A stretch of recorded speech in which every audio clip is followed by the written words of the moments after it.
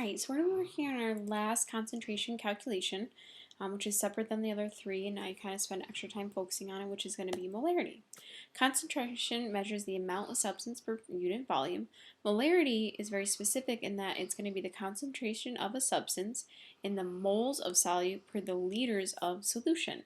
So a little bit's going to come back from some previous units when dealing with moles and liters. So again, here's our formula. Our units are going to be moles per liter, or we use a capital M in order to indicate a unit for molarity. Alright, so for this practice problem, you're going to find the molarity of 100 milliliters of a solution that contains 0.25 moles of a dissolved solute.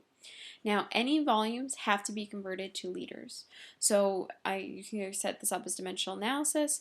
I also think it might be helpful just to remember that to go from milliliters to liters, you're going to need to divide by 1,000 and make sure that that liters is a smaller number than what you started with. So if I have 100 milliliters, I have 0.1 liters.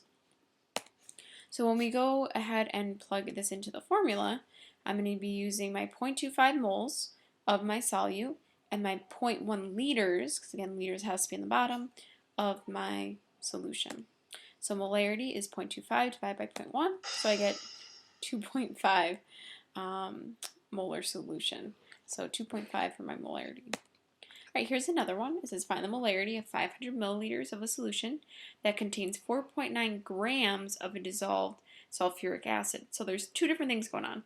We have to get milliliters to liters, and I have to convert 4.9 grams to moles. So to do that, we're going to be using the GFM of sulfuric acid. So we're going to add up the mass of the 2 hydrogens, the sulfur, and the 4 oxygens. So I've determined my GFM to be 98 grams, and normally I would go out to the tenths, and I didn't on here, and you really should. Then we're going to figure out the number of moles. So if we start with 4.9 grams, grams has to go in the bottom of the dimensional analysis, so 98 is going to go on the bottom, my 1 mole goes on top. So that means that 4.9 grams is going to be equal to 0.05 moles. So we've had our grams converted to moles. I'm going to have to convert my volumes to liters, so 500 milliliters is equal to 0.5 liters. I'm going to go ahead and plug in my moles and liters and find that I get a 0.1 molar solution, or 0.1 moles per liters.